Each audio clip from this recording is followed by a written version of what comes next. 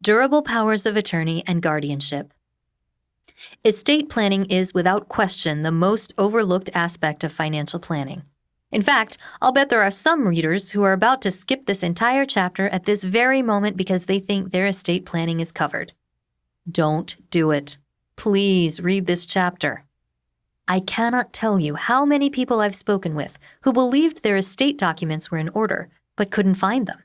Or the documents were decades old, or irrelevant because people they named were no longer willing and capable to serve, or were set up in a way that would ruin their loved ones because of massive changes in tax law, or did not correspond with the way their accounts were titled. The list goes on and on. Of course, these problems are just for people who actually have estate documents. Unfortunately, many people don't even have them to begin with, which means the state will dictate what happens to their assets and their minor children.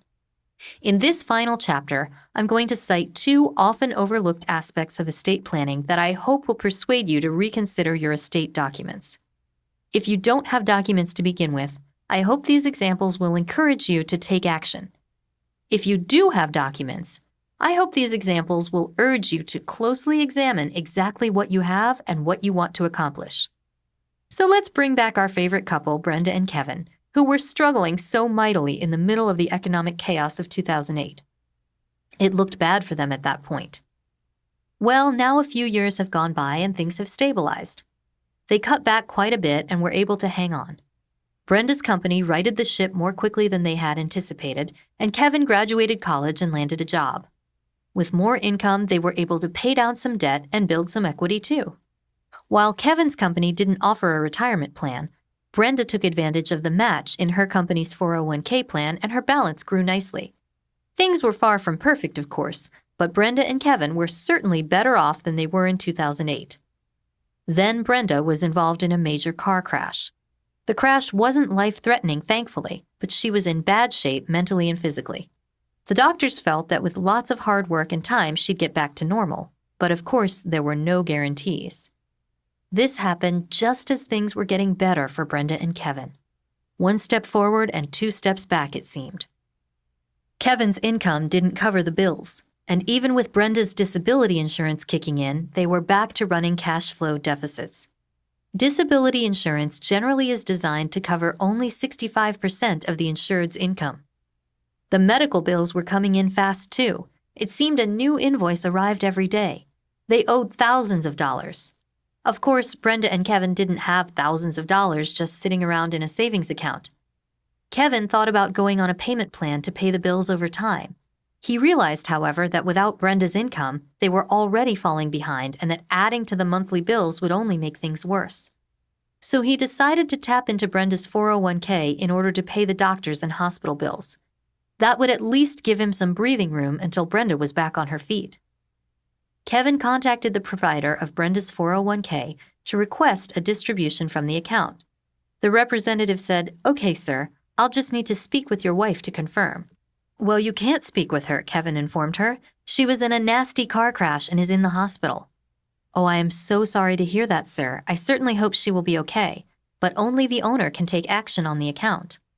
"Well, I'm her husband," Kevin stated matter-of-factly, "and the beneficiary too." "I'm sorry, sir. While she is alive, only she, the owner, can do anything with this account." "But she is alive and I need the money for her hospital bills," Kevin started to get exasperated. "I'm her husband. It's just as much my money as hers, for heaven's sake. It came from our joint income. What is going on here?" "Sir, there is a way you can have access to this account," the firm's representative offered. "By chance, do you have a power of attorney that allows you to act on her behalf?" "I'm not sure. Can you explain what that is?" Kevin asked hopefully.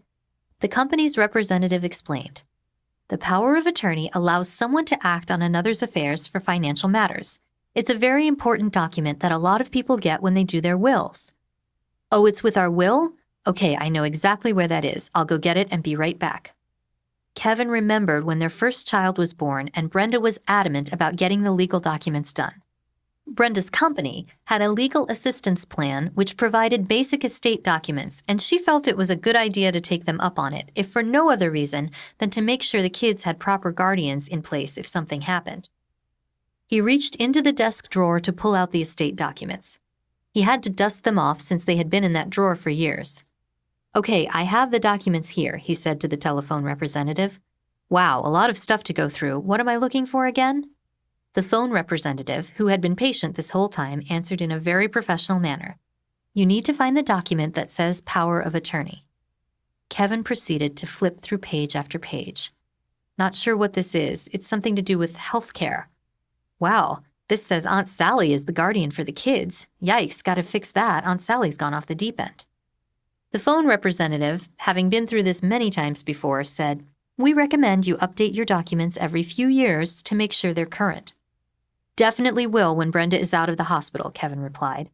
Thankfully, we even have these. Brenda had to drag me kicking and screaming to the attorney to get these drawn up, I hate to say. Okay, found it. This document says power of attorney. That's what you need, right? Yes, sir. A power of attorney is exactly what we need because it allows you to act on your wife's behalf. Now we need to see if it says anything about it being durable. That will typically be in the first chapter, if not in the document title. Kevin proceeds to quickly read over the document. It's only 2 pages. I don't see anything that says durable. Okay, the phone representative replied. What a durable power of attorney means is that the power of attorney survives incapacity, like this case with your wife being in the hospital.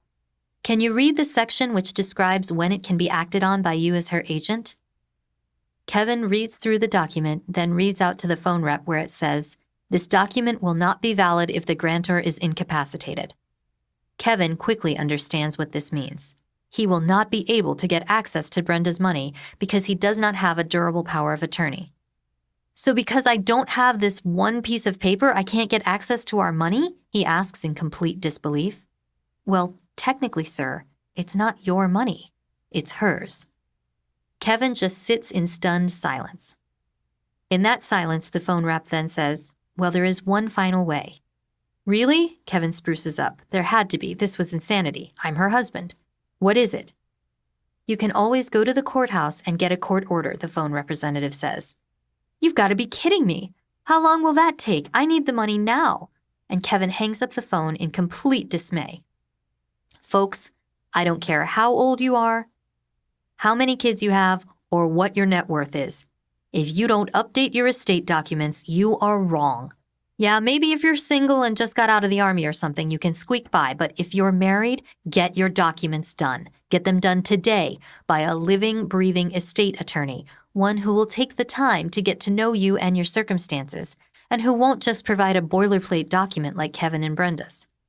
Bear in mind, even if Kevin had all the correct documents, a durable power of attorney in this case, that doesn't mean the financial institution will accept it. Think about it from their perspective. One day out of the blue, here comes Kevin. They don't know him. In fact, they don't know Brenda either because Brenda does all her financial interactions online. So Kevin comes along and says, My wife is incapacitated. I need $20,000 from her account. Oh, and I happen to have a durable POA, which I am happy to provide. The institution is under no obligation to accept that. It may be photoshopped by some prince in Nigeria for all they know. What I highly recommend is that after you update your estate documents, make sure you provide copies to your custodian, the folks who hold your assets. Just send them a copy of the documents and ask, what more do you need so that if something were to happen to either of us, we could act on the other's behalf. Some firms are notorious for giving agents a hard time, some not so much. Find out in advance what hoops you've got to jump through. The last thing you need is some phone representative giving you a hard time when you need to access your family assets because your spouse is laid up in a hospital bed. Employer-sponsored plans, i.e. 401ks, 403bs, etc., can be horrific when it comes to this stuff. They can be as lenient as the IRS allows, but I have found that they tend to fall on the strict side simply because of liability. The employer doesn't want to run the risk of giving assets to a third party who didn't have legal rights to those assets. It is advisable to look over your employer's retirement plan document. Does it say anything about the ability of an agent to act? No? Not sure? Call and find out. IRAs are different, though. In my experience, IRA providers are easier to deal with when it comes to allowing a spouse to act as agent. It's still worth the time and effort to contact the firm in advance to understand what their rules are. Again, some firms are easy to work with and some make it difficult. Be advised, just because you have your powers of attorney in good order By no means are you now done with the totality of your estate planning. If you have kids, you also need to prepare for the contingency that your children will need guardians if you die. Think about it. You're dead, your spouse is dead. Who takes care of the kids? Well, the first thing the temporary guardian will have to do is probate your will to see who you appointed as guardian of your children. Probate simply is the public proving of a will. The temporary guardian must appear before a probate judge who will rule on his interpretation of your will. Don't have a will, eh? The probate judge will then rule according to what state law dictates. The law might say something like, orphaned children with no instructions from their deceased parents will be placed into the custody of the deceased's living parents. I was negligent in my own estate documents until I came across a guy who painted the picture of the dire consequences of my inaction. I can't remember this guy's name, unfortunately, because I'd love to credit him right now. But he had an impact on my life when he forced me to visualize what would happen to my kids. It went something like this. Our kids were just informed by a neighbor of the deaths of their parents. Child Protective Service shows up at the front door of our house to collect them. They are put in the back of a cruiser and taken away. As the cruiser drives off, they look out the back window.